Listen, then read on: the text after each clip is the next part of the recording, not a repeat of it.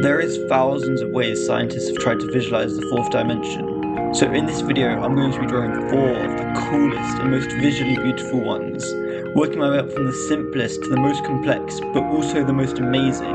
So starting out with level 1, this cube shape, that is supposed to be the fourth dimension. I don't know, I'm just going to draw it. Don't worry, it'll get way cooler than this by the end of the video. There we go, this is the most simple representation, so now on to level 2. But before that, you might be wondering, what are these drawings even meant to be? So after this first one, I spent some time researching how the fourth dimension works and found a ton of different ways to understand it. So I'm going to try and explain the simplest one while I draw this thing called a Klein bottle, which is supposedly a shape that can only exist in the fourth dimension. So here it goes. To go from a one-dimensional line to a 2D cube, you're taking the 4 points and bending them.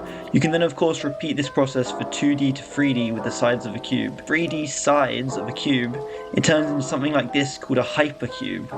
Now that's it for level 2 and basically as far as my understanding goes, because now on level 3 and beyond it just gets even more confusing, so I'm not even going to try to explain any of this. You can just enjoy the process of me drawing it. For this one I'm going to be drawing a shape that's made up of tons of different cubes, somehow intersecting in different ways to show the fourth dimension.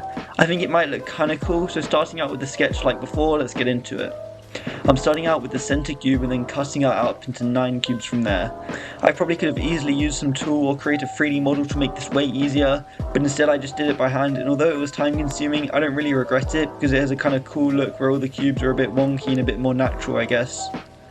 Now I'm going around adding the other areas for where the rest of the cubes are around it.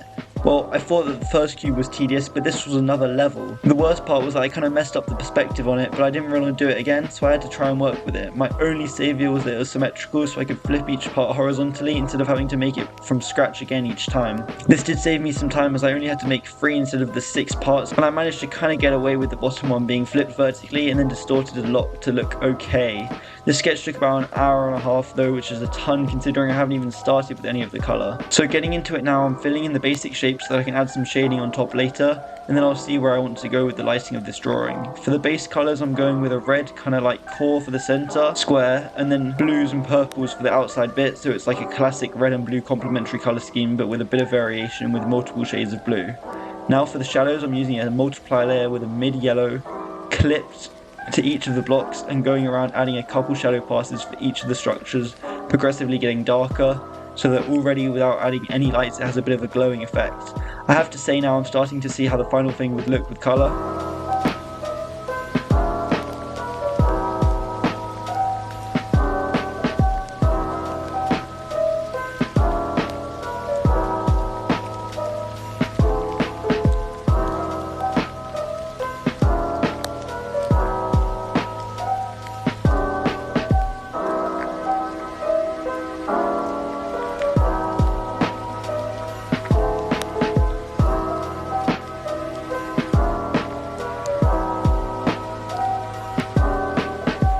My drawing doesn't really seem that similar to the original for some reason, but if I can make it look cool, that's the most important thing, I guess.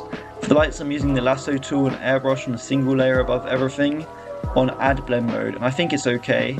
The effect of the core is quite cool, but the rest of it still looks very plain and boring, in my opinion. So after trying to get some of the light to look like it's hitting the other pieces, I decided it's time to try and add some detailed patterns to break up the simplicity and boring bits. With a couple lens flares in the background as well to make it have some more detail, I think it helped a decent amount. So I think this one looks pretty good overall, but it just doesn't really look 4D, if that's even a thing I can do. Now onto the final one. This is a 4D sphere. This is a 4D sphere stereographic, which I'm going to be stylizing a decent amount so that it hopefully looks really cool while also being fairly accurate to the original 4D shape.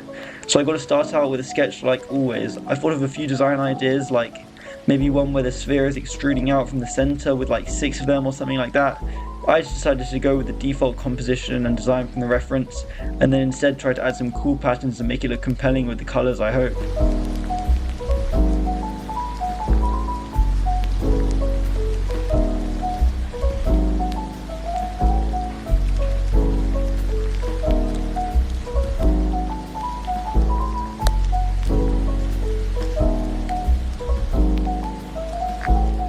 Well, so far from the sketch is kind of looking like a rattle for baby, so hopefully this does not end up looking like that and I can make it better. Spent about an hour on the sketch cleaning it up and adding details and random lines and circles going through it to hopefully give it a cool effect, while still getting inspiration from the reference, and then I go onto the flat colours and add some colour variations by adding patterns in the flat colours. Then after that I go all out with the lighting and shadows. At first it seems a bit dull with mostly just shadows.